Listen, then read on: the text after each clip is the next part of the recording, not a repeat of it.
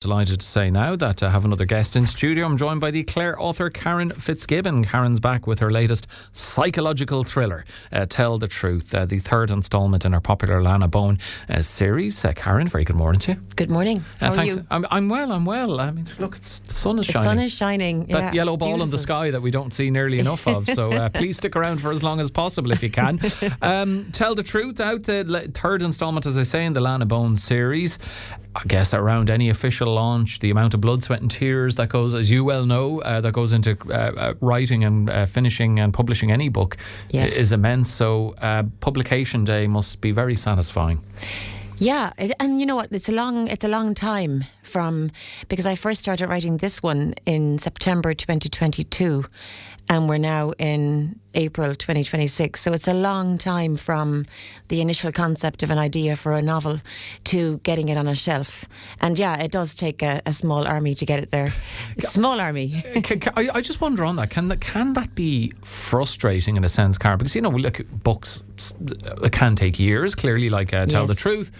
On one hand, you think, well, the pros of that might be that you're allowing yourself enough room to flesh out an idea and the characters and the narrative and so on. But I wonder, in some cases, writing a book over that period of time can sometimes be a worry that you lose the coherence of it. Yes. Because, you know, what you start, your mindset in 2022 as opposed to last year or this year might have changed to some degree. Yeah, it does, absolutely. But I think, like, when you do write a book, well, for me, and everyone has a different process, like completely different. I know I'm different to some of the writers that I chat to, but well, writing it was about getting it down. So it took about maybe 5 or 6 months to write the actual first draft.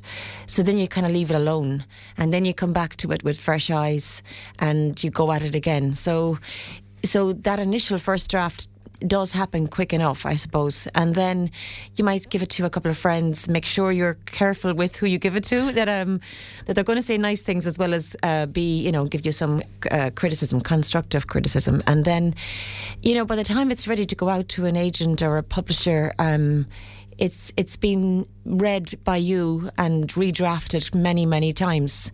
But then if you do get lucky enough to get a publishing contract, you get to work with an editor, and that's an amazing experience. It has been for me, because I thought it was great. And the editor did not think it was great. Well, she thought that the concept, the idea, the whole lot, you know, but it needed a good bit of work. Yeah, and any author I've spoken to on the show are always keen to give props to the editor. They're amazing, and their attention to detail. And sometimes you're like, look, just let it go. No one's going to notice that, you know, that there's this tiny detail. But no. This woman won't. Oh, someone will. You know, there's a lot of critics out there. Someone will pick up on it. Someone will. I mean, it must be a lot. I'm talking about satisfying moments, you know, when a book is published. But when you're initially trying to come up with an idea for a book, or like Lana Bowen, an idea for a character, and a character that a series can be built around. How do you know, like, for listeners unfamiliar, because let's get them into the world of Lana Bowen and picking up Tell the Truth and the 2 preceding books in the series. How do you know when you've hit upon a great character, a great narrative, a story, or some element of book that you know listeners or readers will be chomping at the bit for? Well, like, Lana Bowen was never part of the initial plan. When I first started writing my first novel, The World's End, it was sort of inspired by a ruin down in Quilty, in Seafields Pier. I don't know if you know it, and it's remote, but it's also quite beautiful. And Mutton Island is nearby, and there's a ruin of a house there with the outline of a swimming pool. And I have this weird obsession with empty buildings. They kind of come to life in my head. I try to imagine who lived there, what kind of lives they led, and I always had this idea that I would bring a group of friends to a luxurious holiday home by the sea in Clare, and that they would take a boat out to an island, and that 5 would go out and only 4 would come back. So that was my initial World's End idea. But then when I got to so it's in part 1 and part 2, I said someone has to solve this, you know, someone has to figure out what happened on that island. And I like characters with struggles, and Lana Bowen has her own struggles. You know, she's made a mistake in her professional life, and not long after that mistake, she started to suffer from panic attacks, and it's been. It's like if we have a perfect character, they're not interesting. You know, to me anyway, they're not interesting. So I like when someone is having a problem, but they'll still try to do the things they do with their everyday life, but they have these other things going on, you know. So I guess we all have problems in our lives, so it's good to be able to connect with a character that you recognise a little bit of yourself in. Yeah, absolutely, yeah. But it's also, like, I don't know if you ever watched a drama called The Night Of. It was by James Gandolfini. There was only one ever series, but the detective in it... Tony Soprano, by the way, for anyone wondering. Yes. He would go home every evening after a gruelling day in court, and he had a really chronic eczema, and he would start this whole routine every night where he'd put this cling film around his ankles, and it was silence, like a silent moments every single episode, but they were just gripping for me because it was just, this is part of this man's life, but he just ignores it all day long, you know. So that's why I just wanted to bring something into her character that would be that shows that she just has this other part of her life, that she's not just trying to go around playing Nancy Drew and solve problems, solve crimes, so... and I suppose, like, thrillers, psychological thrillers, any book or story kind of involving, mysteries or murder or courtrooms and so on... Yeah.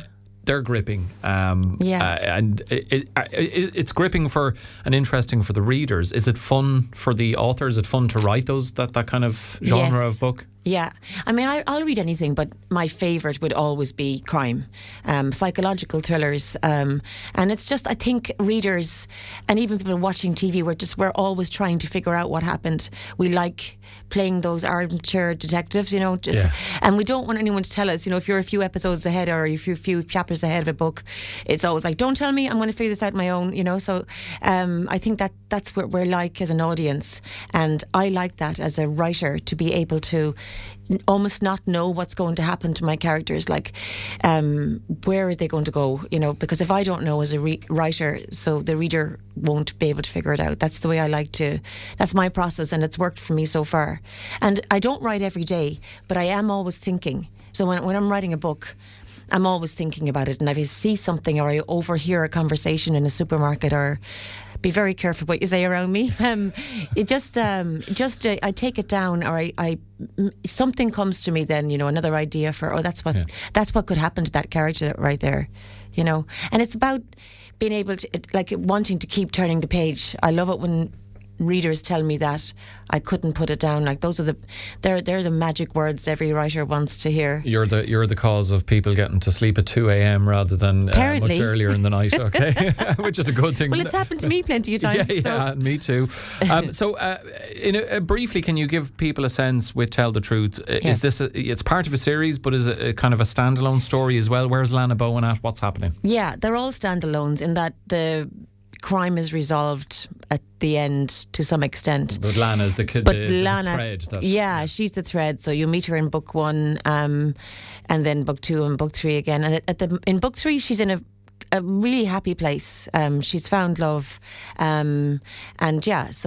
but her old colleague, an ex-colleague, has asked her to come in and help him with the case. There's a woman on trial for the murder of her husband, and he feels that she's hiding something from him, and so he calls in Lana to see if she can get her to talk.